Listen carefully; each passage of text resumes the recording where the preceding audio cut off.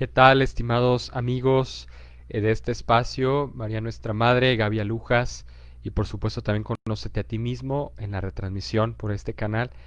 Soy Ricardo Espino. En esta semana me toca compartirles el tema de los santos arcángeles, festividad de la iglesia litúrgica, memoria, que se tendrá el próximo martes 29 de septiembre, pero que vamos de una manera pues previa a considerar, porque coincide pues casi con la fiesta en este día. Y me gusta este tema porque fíjense, pocas veces consideramos a los ángeles como nuestros intercesores. Bueno, a mí me pasa, sabemos todos que tenemos un ángel guardián, un ángel custodio, y como que a mí se me olvida, ¿eh? Bueno, les confieso, no sé a ustedes, hay quienes sí se encomiendan al ángel de la guarda y es muy bueno hacerlo, dirigir esa oración, ¿verdad? Ángel de mi guarda, como se la rezamos a los niños cuando están chiquitos o antes de ir a la escuela o realizar una actividad o al salir de casa. También hay otra oración muy bonita que se reza al final del Ángelus. Bueno, así me acostumbraba yo a rezarla, pero desgraciadamente a veces como que no les damos la importancia que tienen a los ángeles. Son los enviados de Dios, los mensajeros de Dios y pues sus servidores. Ángel, la palabra ángel, hablaremos de la etimología, significa precisamente eso en griego. La etimología angeló, ese verbo en griego, quiere decir anuncio, ¿no? Transmisión de un mensaje. Y veremos cómo precisamente la palabra evangelio se forma a partir de la conjunción de ese verbo anunciar, angeló, y eu, el prefijo eu o ev, que se traduce ya en español evangelio, ¿verdad? Y pues quiere decir el buen anuncio, la buena noticia, la buena nueva del reino de Dios en Jesucristo. Es lo que también estos ángeles de los que vamos a hablar pues nos van a dar testimonio de una manera propia, particular y pues muy interesante para también conocer, eh, ponernos en su protección, invocarlos. Hay también por ahí una oración, ahorita si me dan chance se las traigo, ya cuando abordemos el autor que es San Miguel Arcángel, porque nos habla de la labor de intercesión que tiene Miguel Arcángel como protector contra las acechanzas, perdón, del demonio, de Lucifer. Y pues así cada ángel tiene como su propia advocación, así como hablamos de las advocaciones a los santos o el patronazgo que ejercen los santos sobre una comunidad, sobre, no sé, sobre algún aspecto en nuestra vida, ¿verdad? O de una profesión también, pues así los ángeles tienen esa función de velar porque nosotros lleguemos a Dios, porque vivamos según Dios y no nos perdamos en el camino. Bueno, les decía, partiendo de esta etimología de la palabra, que significa el buen anuncio, bueno, un ángel es aquel anunciador. Y fíjense, voy a hablar primeramente del arcángel Gabriel, porque, bueno, ante todo decir que los arcángeles entran, digamos, desde la teología angelical o desde los expertos en la materia, se habla que pues existen varios grados, es una jerarquía celestial para ser exactos, ¿verdad? Existen por ahí nombradas en la Sagrada Escritura las dominaciones, las potestades, luego están los querubines, los serafines, y luego ya están los arcángeles y los ángeles, ¿no? No porque no tengan importancia los últimos, sino porque pues son atributos, son misiones que tiene cada una de estas, como se puede decir, especies, si cabe el término, de ángeles, de criaturas angelicales. ¿Cuál es la función de un ángel? Bueno, si vamos a las escrituras, que es pues el texto donde nos tenemos que referir, para encontrar luz sobre el tema, precisamente un ángel es una criatura, de las primeras criaturas eh, creadas por Dios. Crear quiere decir de la nada, ¿verdad? No es como transformar, no es como inventar, porque eso ya denota que partes de algo, al menos de una materia prima. Pero ángel es de la criatura creada precisamente de la nada. Y cuando en el texto del Génesis, ¿verdad? Capítulo 1 se nos habla de toda esa descripción maravillosa de la creación, apunta precisamente a un aspecto que es la luz. Cuando Dios crea la luz, ¿verdad? De que es buena, etcétera, así lo narra el autor sagrado, inspirado por el Espíritu Santo, habla precisamente de entender que se crean también las criaturas de luz, que son los ángeles, que irradian. Un ángel es aquel que irradia la luz de Dios, ¿sí? De una manera diáfana, clara, transparente, porque Dios de alguna manera, lo sabemos también por la filosofía de la teología, pues es, lo decimos, lo escribimos de manera analógica aproximada, ¿verdad? Hay que entenderlo, porque nunca podremos abarcar con la razón el misterio de Dios insondable, pero de una manera aproximada decimos que es una naturaleza simple porque no tiene composición. Dios es espíritu puro, ¿verdad? Es bondad pura, es todos los atributos que ustedes quieran, es en estado máximo, en estado puro, perfecto, en acto.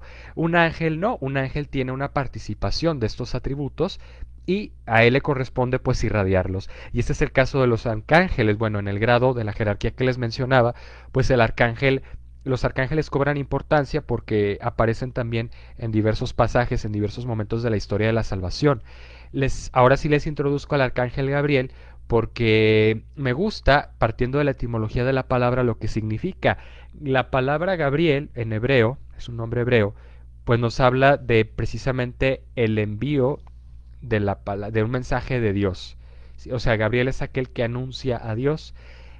Arcángel además, entonces si ya decíamos que del griego ángelo significa anunciar, por eso así lo viene la evolución de la palabra al español, pues Gabriel se convierte en el primer anunciador de la buena nueva, de un evangelio como tal, porque sabemos que el evangelio es la buena nueva de Cristo a nuestra vida por nuestra salvación, la buena nueva de Dios, vamos a decir, que se ha anunciado, que se ha prometido desde, lo explicábamos la semana pasada, hablando del evangelio de Mateo, ¿verdad? Desde los patriarcas, desde el inicio de la historia de la salvación, Dios ha hablado a través de profetas, de patriarcas, de muchos intermediarios, de los mismos ángeles, y pero en concreto Gabriel es aquel que ha anunciado el evangelio como tal, o sea, la buena nueva de Dios, el mensaje de Dios en Cristo, que viene a ser la culminación, la plenitud, la palabra misma de Dios. Por eso es la buena noticia, el buen anuncio, ¿no? Ángelo.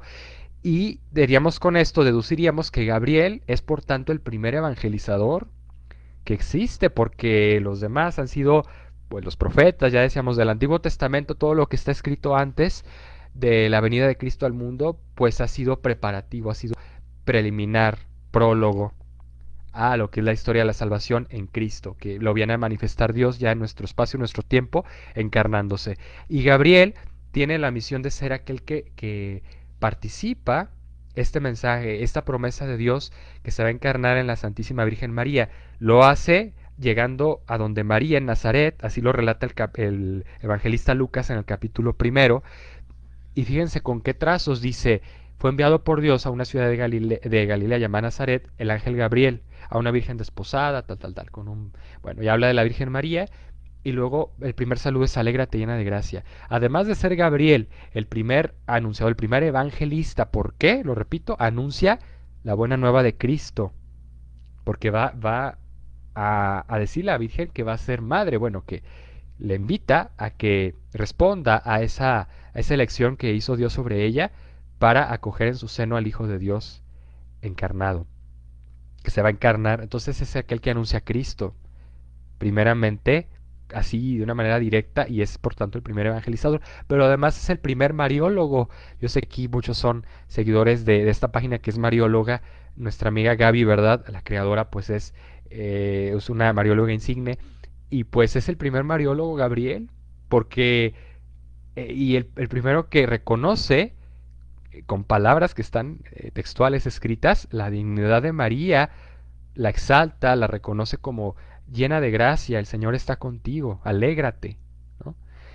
Y después de ahí recoge después la oración de Santo Domingo en el Rosario, pues esa Ave María, ¿verdad? Esa devoción tan importante que es pues tener presente a la Virgen María como esa mediadora directa entre Dios y nosotros, porque Dios así la escogió. Bueno, en este caso hablamos de Gabriel como ese intermediario, primer evangelista o evangelizador, porque anuncia a Cristo que viene a este mundo, primer también mariólogo se puede decir, ¿no?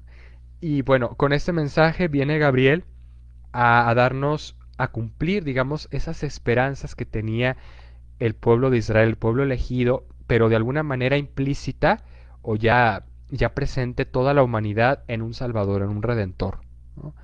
En ese Dios que viniera a restaurar al hombre, a darle pues un sentido trascendente a su vida y marcarle el camino de su bienestar, de su salvación.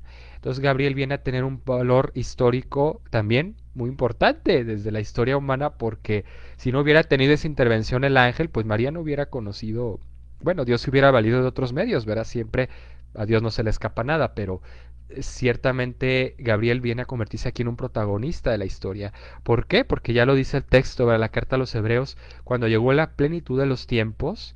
Qué bonito, este texto a mí me ilumina muchísimo, no sé a ustedes, porque dice la plenitud de los tiempos. ¿Y a qué se refiere?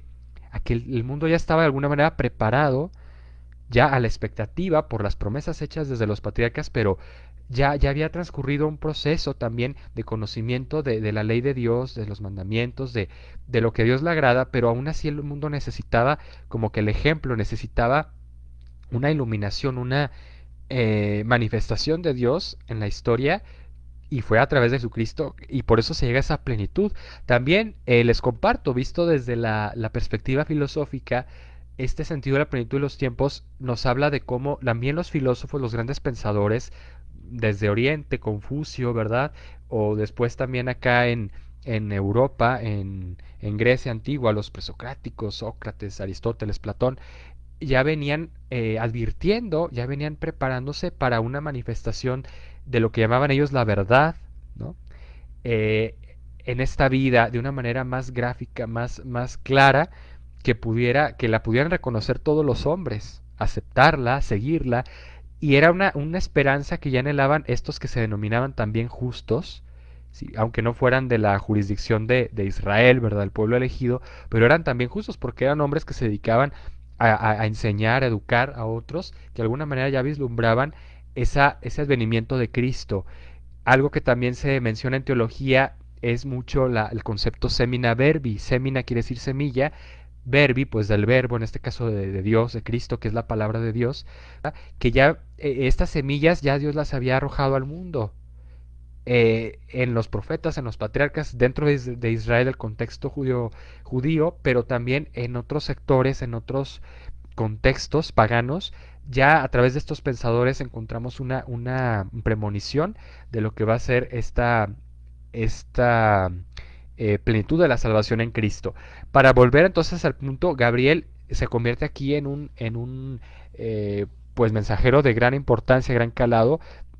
Vamos a decir que así puede ser el patrono de los mensajeros, de los que se dedican a anunciar, no hasta de los que hoy en día pues a lo mejor son comerciantes y venden un producto y pues quieren dar a conocer un servicio, un bienestar. Pues también encomendarnos a San Gabriel, a Arcángel, porque él es el que da el mejor mensaje, ¿no? El que nos viene a dar el cumplimiento a esas esperanzas. En la Santísima Virgen, por supuesto. Gabriel es muy respetuoso. Si nos dedicamos a desentrañar un poquito más en la descripción que refiere Lucas, pues Gabriel no llega así de manera impositiva a decir, María, eres la Madre de Dios y pues te toca y ni modo, ¿no? Sino que primero la saluda con respeto, ¿no? La reconoce, alégrate, llena de gracia, el Señor está contigo. O sea, hay una llena de gracia, pues no es cualquier persona.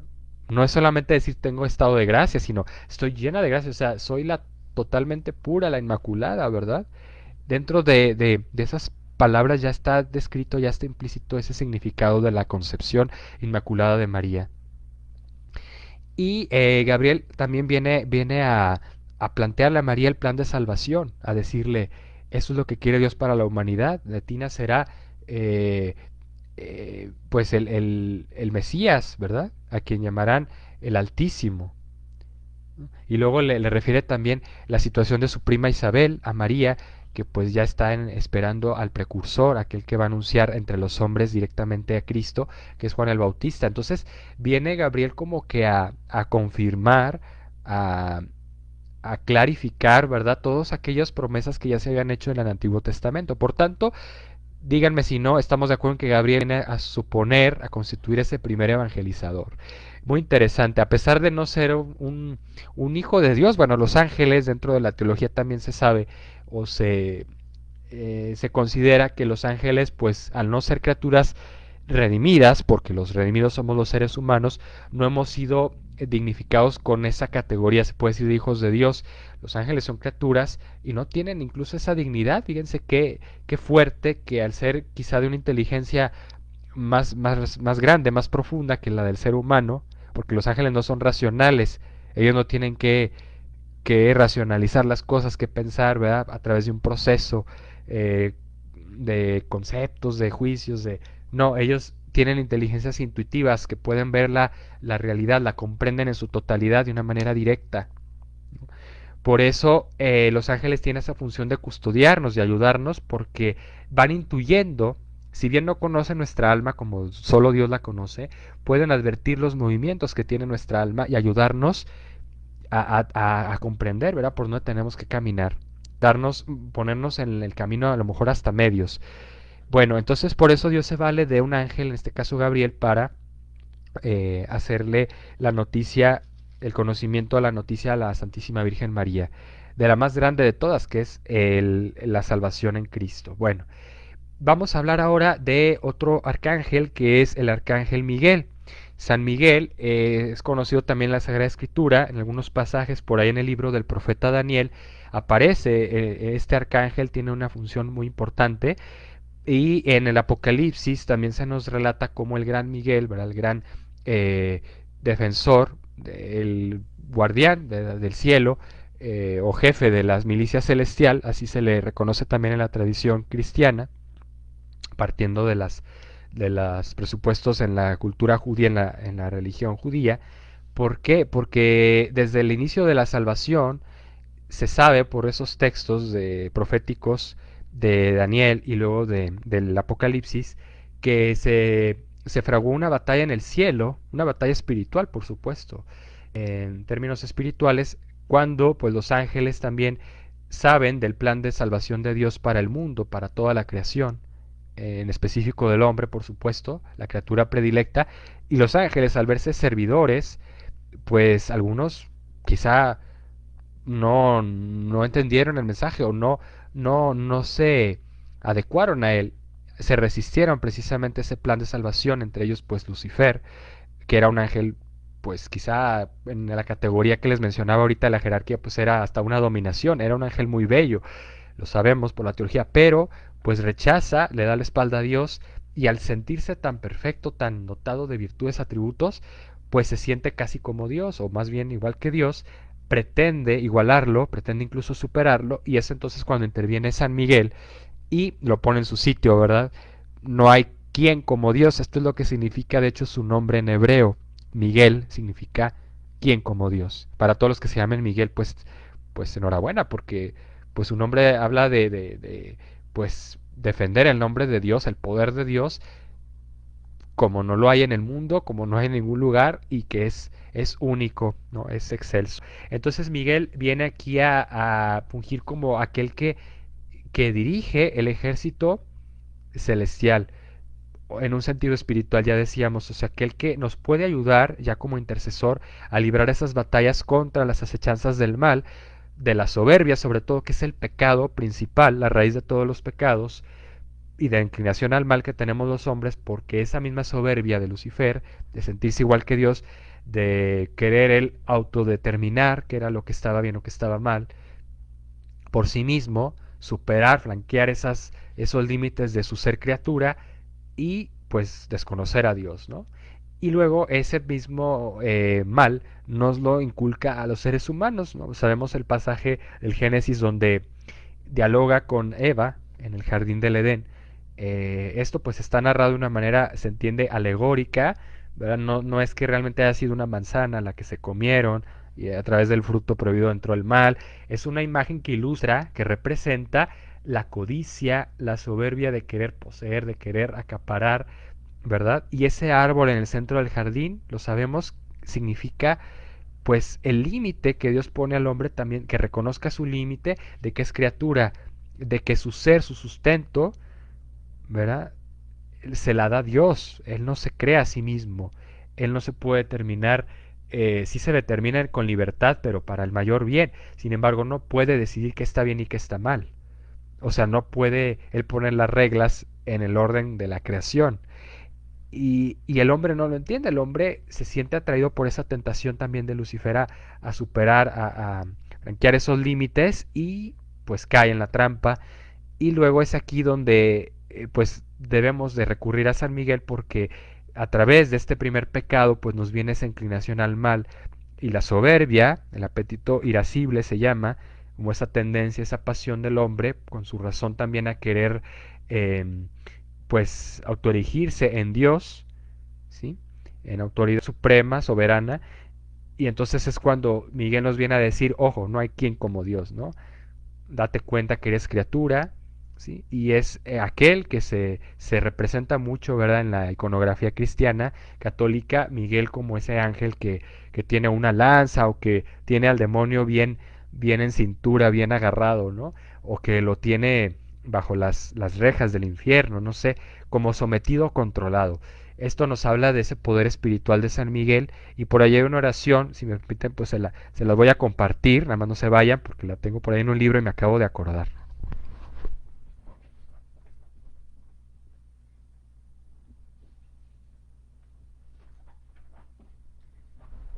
Tiran, algunos se la saben de memoria y me da mucho gusto que la tengamos presente.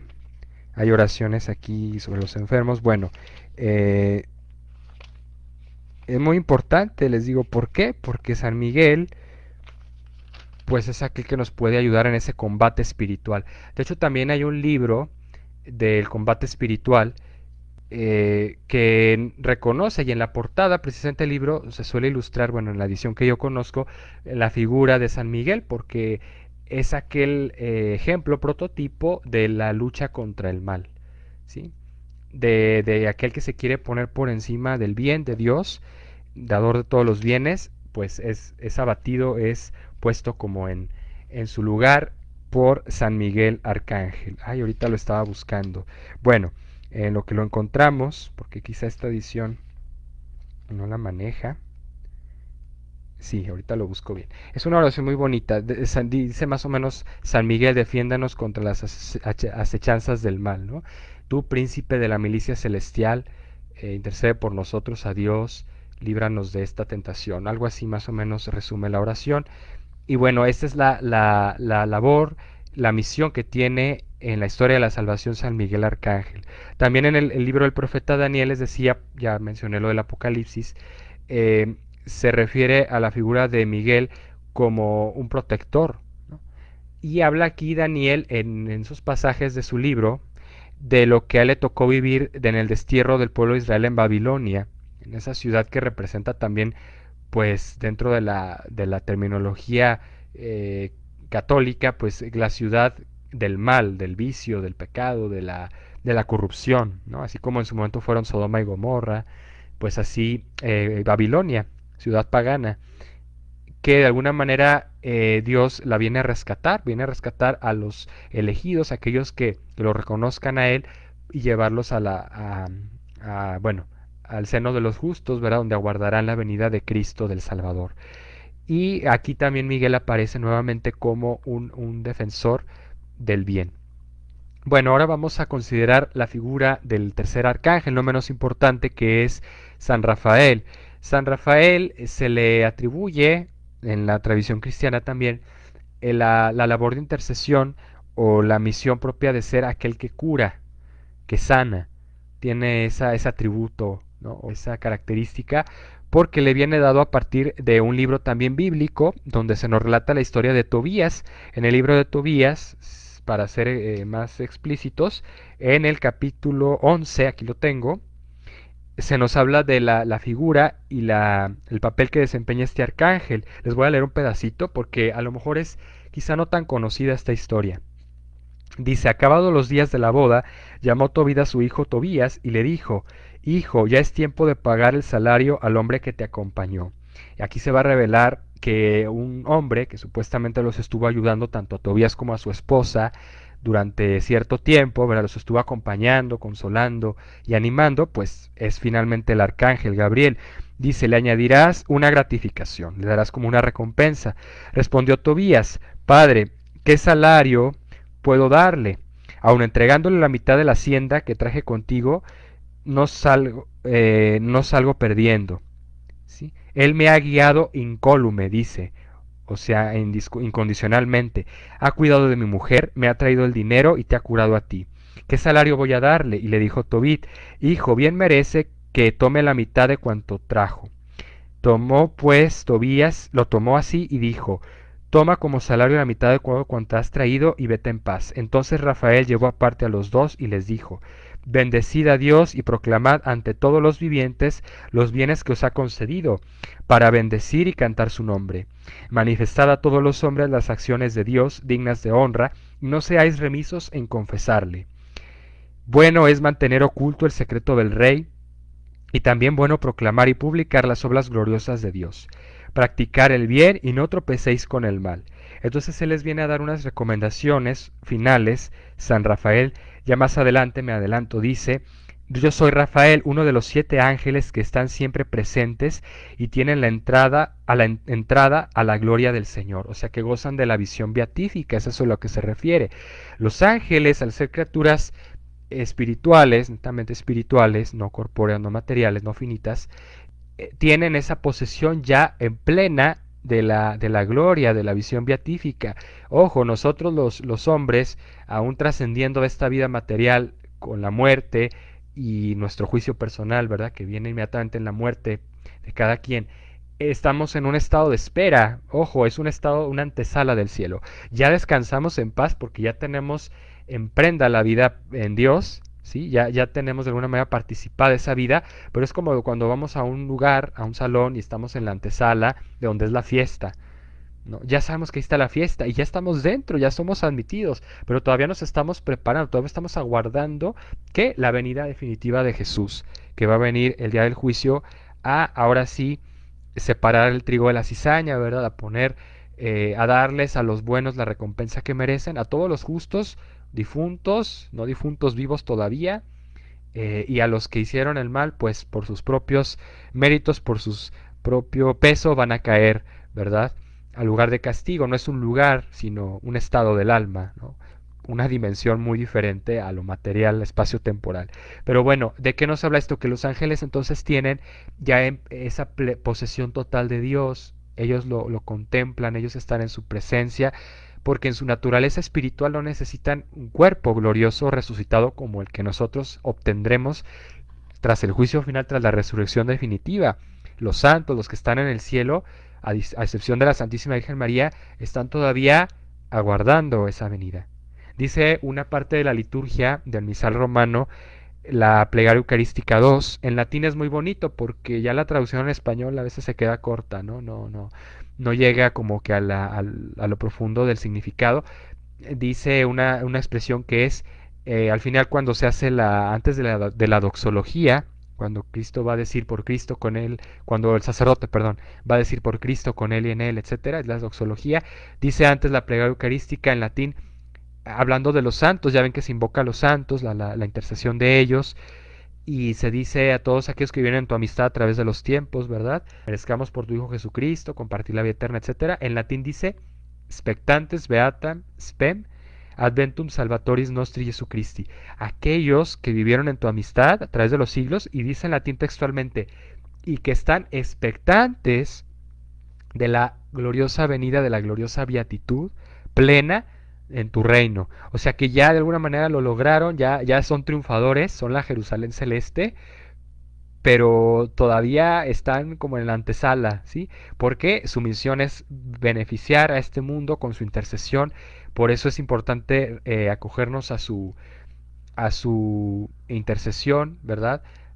En nuestras oraciones pedirle a los santos que intercedan por nosotros. En cambio, los arcángeles no, los arcángeles ya están en la visión beatífica. De hecho, se dice desde la teología también, los estudios de la angelología, que los ángeles fueron probados. Les mencioné el pasaje, bueno, lo que llega a relatar en la tradición judía, el momento en que los ángeles, pues, son conducidos, saben del mensaje, del plan de Dios de salvación, y es cuando ellos también son probados, porque se ven ante el plan de Dios, y es cuando ellos necesitan decidirse si optan por obedecer a Dios, por seguir ese plan divino de salvación, o rechazarlo, porque también los ángeles son criaturas libres, al ser dotadas de inteligencia y voluntad, pues son libres de determinarse al mayor bien, ¿sí?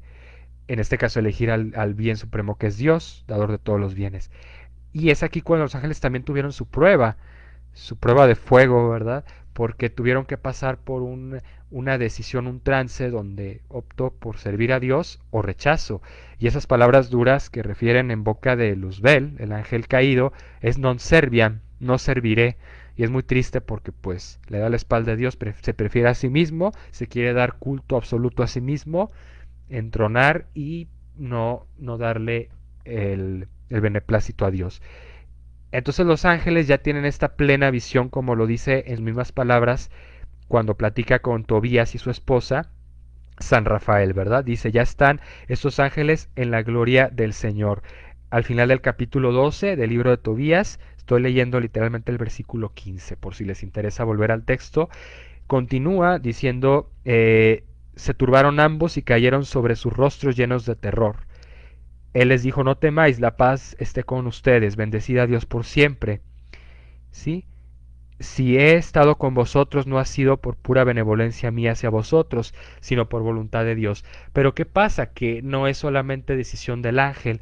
Fíjense qué bonito esto que está diciendo San Rafael, porque llega un momento en que la criatura, también los seres humanos lo viviremos ya en la plenitud, que nuestra libertad ya no va a ser solo nuestra, o sea, va a seguir siendo nuestra propia, pero se va a identificar a tal grado con la voluntad de Dios que ya va a ser como una sola cosa.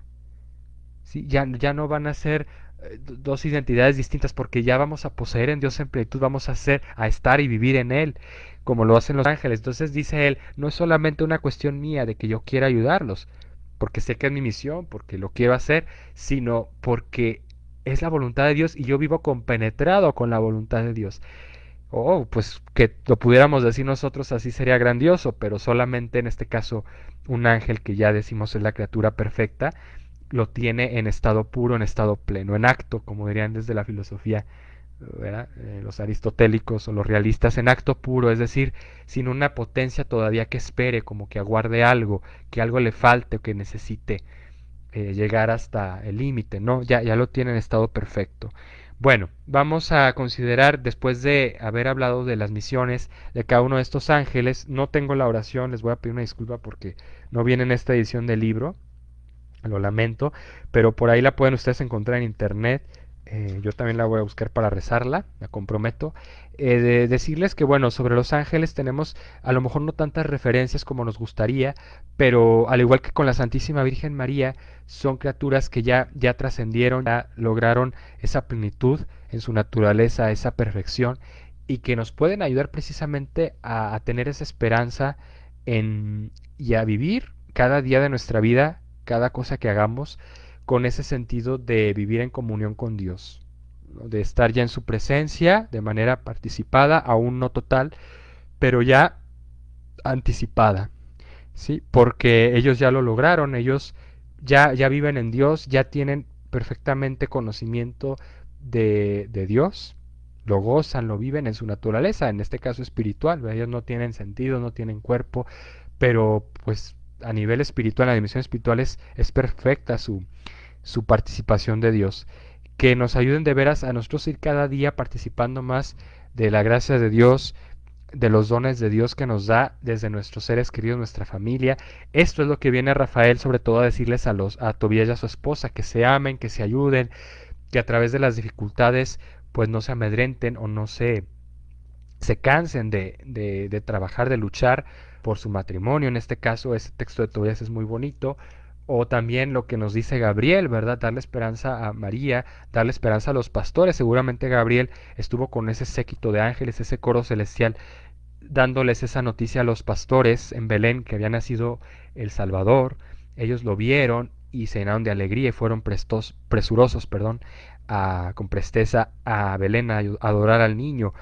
Pues que los ángeles nos ayudan precisamente como que a hacer un alto en nuestra vida en cada cosa que hagamos y levantar la mirada hacia el cielo. Bueno, no tanto físicamente, sino nuestro espíritu, nuestra alma, elevarla a Dios y decir, Señor, esto que estoy haciendo, aunque pueda ser muy sencillo, lo hago diario, ¿verdad? mis trabajos, mis responsabilidades, mis actividades, pues te lo ofrezco, lo sublimo, lo elevo ante ti, porque eso es lo que a Dios agrada y es lo que los ángeles nos invitan a hacer, ¿no? A sublimar, precisamente a poner a Dios por encima de todos nuestros intereses. Yo les agradezco mucho el favor de su atención. Gracias por sintonizar este espacio y este tema de hoy. Ojalá que nos pueda iluminar, enriquecer y pues a confiarnos también en la intercesión de estos ángeles, estos triunfadores y, y testigos de la luz de Dios también en Cristo, que nos van ayudando, nos van custodiando. Si el 29 celebramos a los arcángeles, el día 2 de octubre también la iglesia dedica la fiesta a los ángeles custodios, como nuestro ángel de la guarda, que Dios ha asignado a cada quien para llevarnos por el buen camino, para ponernos medios, a veces que no nos damos cuenta, no percibimos físicamente, para librarnos de un accidente a lo mejor. A mí me ha tocado que de repente por cualquier detallito, de repente digo, ay, me salvé de caerme o de torcerme o algo, pues es que ahí Dios está cuidando, un ángel te está ayudando, ¿no? Está poniendo los medios a tu disposición para que no caigas, para que físicamente hablando y también espiritualmente. Ojalá que nos confiemos de modo espiritual también a ellos, porque nos pueden ayudar muchísimo a vencer esos obstáculos de las tentaciones, como ellos lo lograron vencer, porque todas las criaturas fueron probadas. Lo digo una vez más, también los ángeles tuvieron que pasar por una prueba de fe, eh, pero pues no todos perseveraron, no todos, algunos sucumbieron, como sabemos, ¿verdad?, del diablo, y eso que era el ángel más perfecto. Entonces no nos creamos tan, ahora sí, chingones, como decimos, porque necesitamos de la gracia de Dios, necesitamos saber que Dios es el que nos sustenta, el que nos va a dar todos los medios. Y si nos va bien, ojo, no es porque somos también muy fregones, sino porque Dios va poniendo los medios para que pues consigamos nuestros objetivos, nuestros propósitos, ¿no? Las personas que están a nuestro lado, a veces no las que pensamos que son adecuadas, otras que aparecen por ahí. También, pues nuestras capacidades mismas ayudan, por supuesto, son talentos que Dios ya nos dio y que tienen un porcentaje también de éxito, o sea, de mérito en lo que logramos, pero sobre todo es Dios que además nos los ha dado y que nos va conduciendo. Y nunca perder de vista, por último, ya les digo, esta labor de intercesión y esta custodia de nuestros ángeles, de los guardianes también de nuestra fe. Que además, bueno, ya por destacar un aspecto último, pues son súbditos, son servidores de María, de la Santísima Virgen, porque también a ella la consideramos, ¿verdad?, en esa vocación de la letanía lauretana, Reina de los Ángeles, Regina Angelorum, y pues es la que está por encima de ellos, inclusive porque además de ser la mujer triunfadora, que ya está en cuerpo y alma en el cielo, que ya goza de la visión beatífica, junto con los ángeles de Dios, pero ella en su humanidad también, en su cuerpo glorioso, pues de alguna manera es además la madre de Dios, o sea, ya está por encima en dignidad de los ángeles. Y ellos no porque sean menos o queden abajo, sino porque pues reconocen también en María, la acompañan también en sus manifestaciones en este mundo, y lo ilustramos así también en el arte, nosotros, en las representaciones, están en la misma sintonía con María, así como Rafael, lo digo una vez más, decía que su voluntad se había adherido a la de Dios, ¿no? Porque era el plan salvífico de Dios que él había estado plenamente. Qué bonito es esto y bueno, qué compromiso también para nosotros el seguir pidiendo ayuda, auxilio a los ángeles para, como decir, en palabras de Miguel, pues quién como Dios, ¿verdad?